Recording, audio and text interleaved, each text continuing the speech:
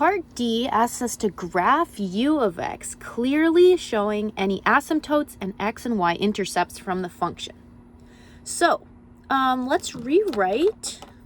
So for part D, we're going to rewrite u of x, and this will be a nice little review of what we learned about asymptotes so far.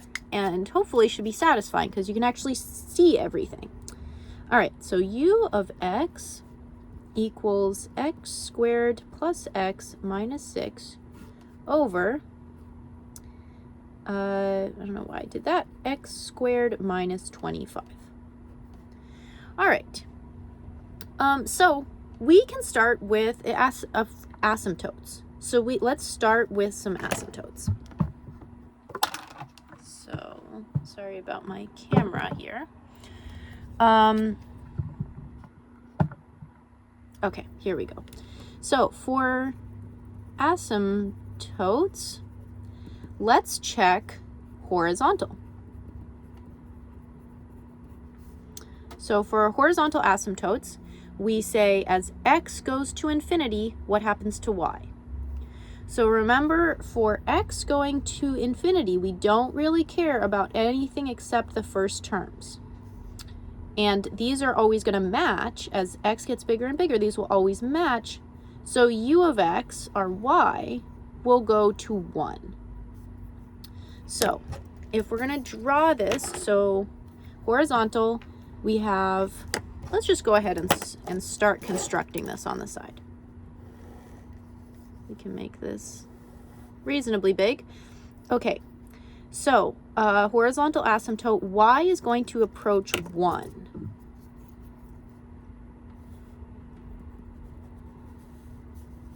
That's y equals 1.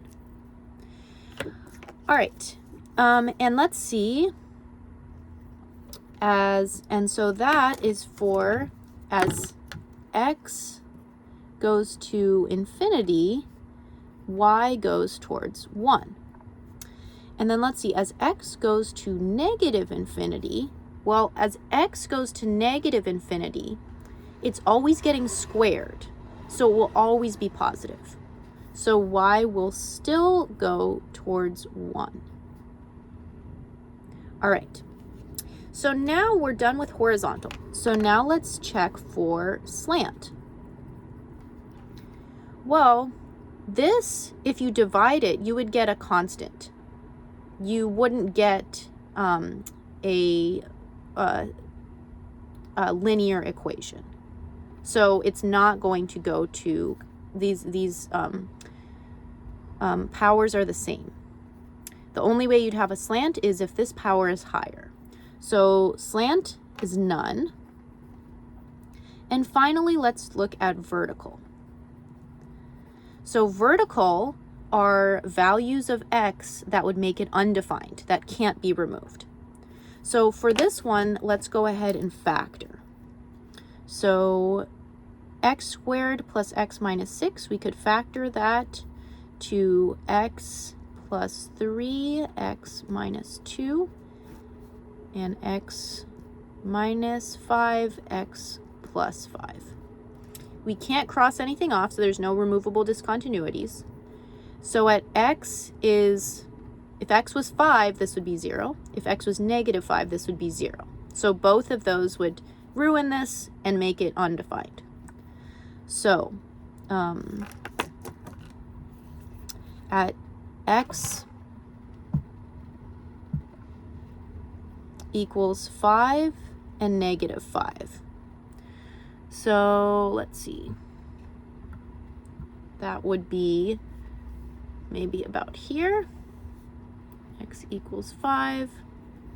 And here, x equals negative 5.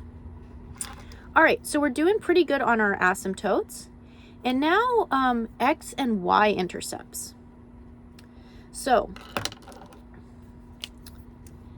x-intercept would mean where it hits the x-axis. So that would mean the y has no value. The y is 0.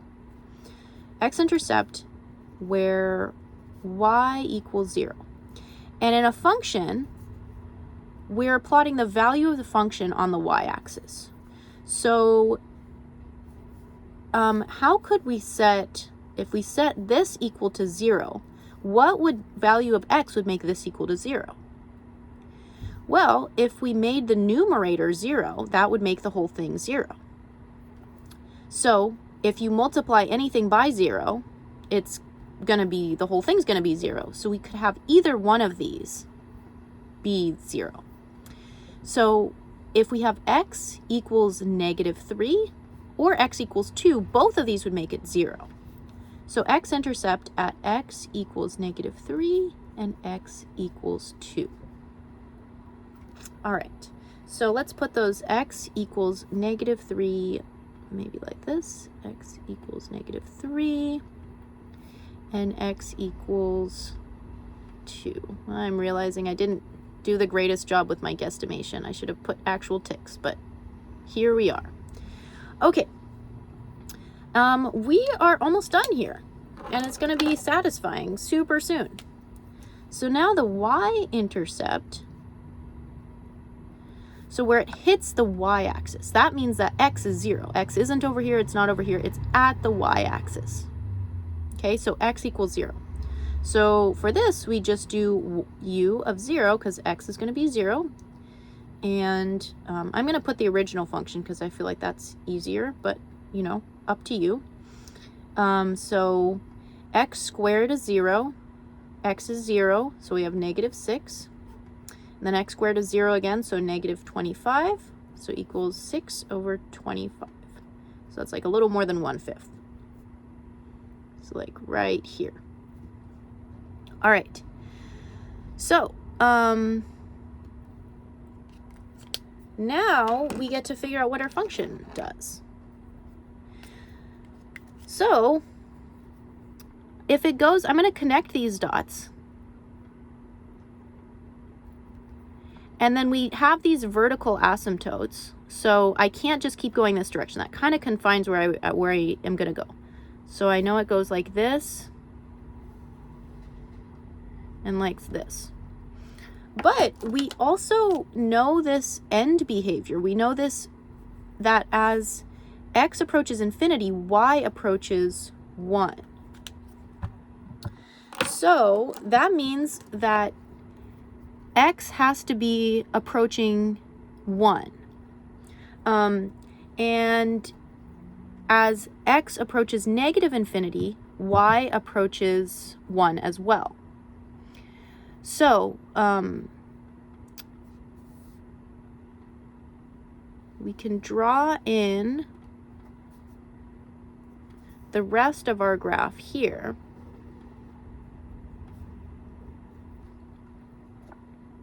And we can see that y approaches 1 as x approaches infinity. So there is our graph, and we finished that whole problem.